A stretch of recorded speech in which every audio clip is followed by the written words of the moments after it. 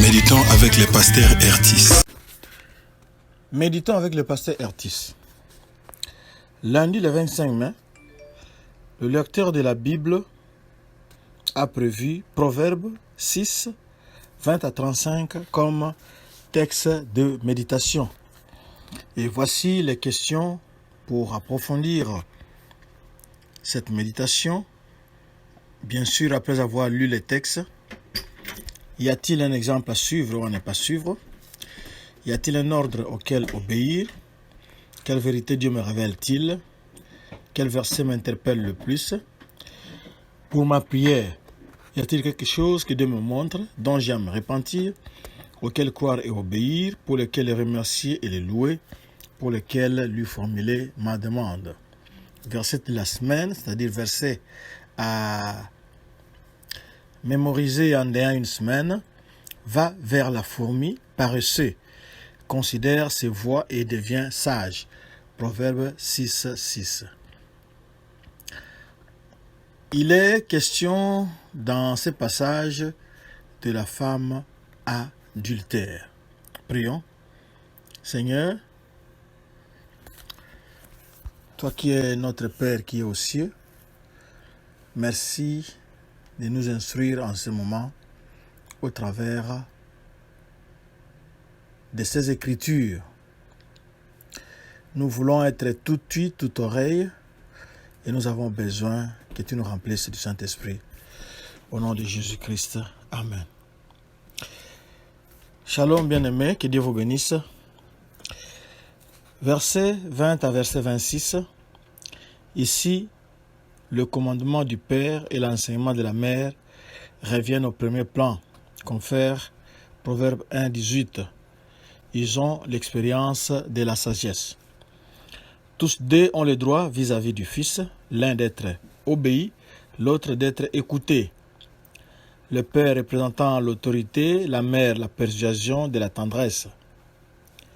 Le Père et la Mère sont toujours en communion l'un avec l'autre. Et quel enseignement pour nous! Afin d'atteindre un même but, celui d'élever leur Fils dans les voies de la sagesse. Cette instruction nous conduit dans notre marche, objet principal des proverbes, nous garde pendant le repos, s'entretient avec nous au milieu de l'activité de la journée. L'expérience des parents qui ont goûté eux-mêmes aux sources de la sagesse sert de lampe et de lumière au Fils. En outre, leur discipline l'amène à connaître et à goûter les chemins de la vie. Dans ces chemins, il faut une vigilance continuelle. C'est ainsi que le Fils est gardé avant tout de la mauvaise femme et des flatteries de l'étrangère qui cherche à les séduire. Après la perversité au verset 12 à 19, nous trouvons donc ici le quatrième piège, la corruption, la prostitution. Combien cette forme du mal est fréquente dans le monde? À peine parmi les jeunes gens, l'un ou l'autre y échappe. Le jeune croyant est gardé par l'enseignement divin, mais dès qu'il abandonne un instant pour écouter les paroles flatteuses, car chez lui, bien que fils, la chair n'est pas améliorée. Il est enlacé et tombe. Sans doute, la femme étrangère est plutôt d'une application morale. Mais il est bon de considérer la chose dans son sens vulgaire. On en vient à un morceau de pain. Bien plus, l'âme précieuse a perdu toute sa fraîcheur et desséchée devient la proie du vice. Du verset 27 au verset 35, une autre forme plus terrible encore de la corruption, c'est l'adultère. À peine, semble-t-il, un fils de la sagesse oserait-il le commettre. Aussi, la parole nous parle ici de l'homme, non du fils. Et cependant, un David, le roi bien-aimé, s'il laissa choir par la paresse et devint la proie de la convoitise d'un moment. Même toucher la femme du prochain, nous dit ce passage, c'est n'être point innocent. L'adultère est le fait de l'insensé. Il n'y a pas plus de remède à l'adultère qu'à la perversité. Au verset 12 et 15. Destruction de l'âme, plaie, mépris, opprobre qui ne sera pas effacé, mort violente infligée par le mari offensé, voilà ce qui attend l'homme adultère, et Dieu le laisse là, sous le coup d'un jugement dont la grâce seule est capable de le délivrer. Moralement, l'adultère s'applique à l'amitié du monde, d'après Jacques 4, 4. C'est la fin du passage prévu pour aujourd'hui. Il s'agit d'être averti à cause de l'adultère qui guette n'importe qui.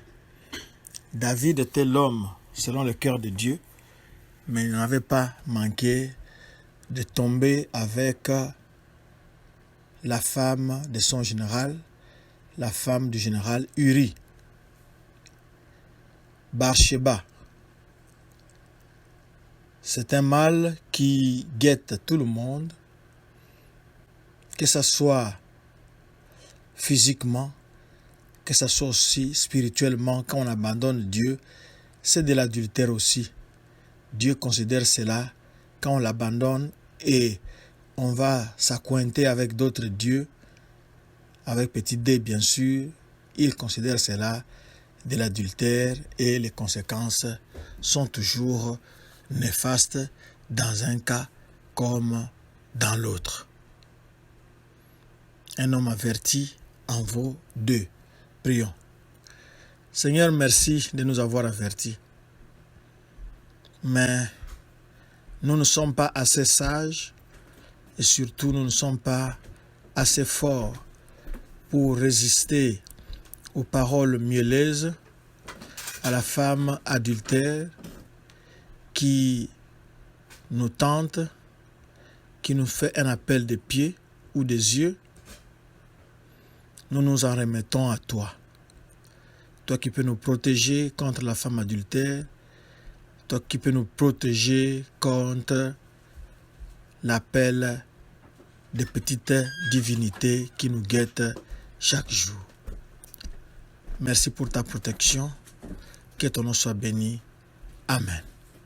Notre adresse www.églisedoxadeo.com. Sur Facebook, Doxadeo Lushi. Sur YouTube et Twitter, Doxadeo Lubumbashi. Shalom, shalom.